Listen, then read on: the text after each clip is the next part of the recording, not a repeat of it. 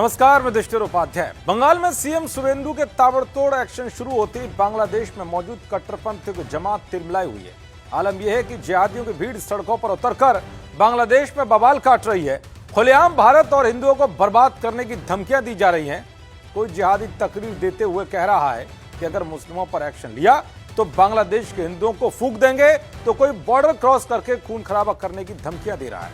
ये नहीं, बल्कि एक बांग्लादेशी सांसद ने तो यहां तक कह दिया कि 17 करोड़ बांग्लादेशी मुसलमान ममता के साथ हैं। अब तो तब पार हो गई जब बांग्लादेश की सड़कों पर उतरी भड़काऊ मुसलमानों की टोली ने यह ऐलान कर दिया कि ममता को मुख्यमंत्री बनाओ, नहीं तो भारत पर हमला कर देंगे। बकायदा ममता बनर्जी के लिए बांग्लादेश में आंदोलन हो रहा है। पीएम मोदी और सीएम शुवेंदु अधिकारी को खुली धमकियां दी जा रही हैं, जिसके वीडियो जमकर सोशल मीडिया पर खूब वायरल हो रहे हैं। सोचिए, जिस बांग्लादेश का उदय ही भारत की मदद से हुआ हो, आज उसी बांग्लादेश की 2 कौड़ी की भड़काऊ जमात भारत को ललकार रही है।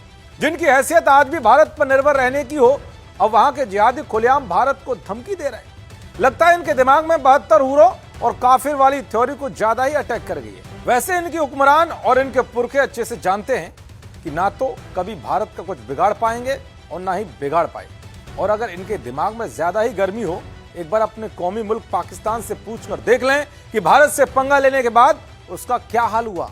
आज पाकिस्तान में हालात ये हैं कि 2 वक्त की रोटी के लाले पड़ रहे हैं। और तो और भारत ने ऐसा इलाज किया कि कोई भी देश आज उसे भीख तक नहीं दे रहा है।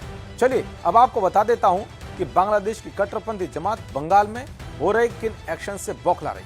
दरअसल बांग्लादेश के जिहादियों के पेट में दर्द होने की सबसे बड़ी वजह घुसपैठियों पर होने वाला एक्शन भी है, क्योंकि ममता राज में इनके ही लोग घुसपैठ करके मजे काट रहे हैं। बंगाल के नागरिकों का हक मारते हुए सारी सुख सुविधाओं का आनंद ले रहे थे।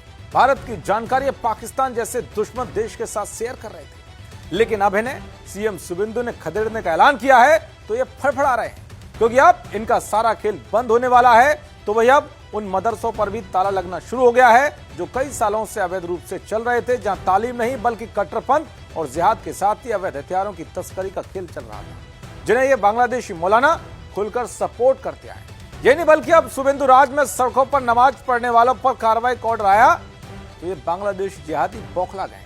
इसी बौखलाहट में ये कुछ भी बोल रहे हैं। खैर, जिहादियों की जमात कितनी भी छाती पीट ले, धमकी दे ले, लेकिन एक्शन होने से कोई नहीं रोक पाएगा। देखते रहिए जी न्यूज़। नमस्कार।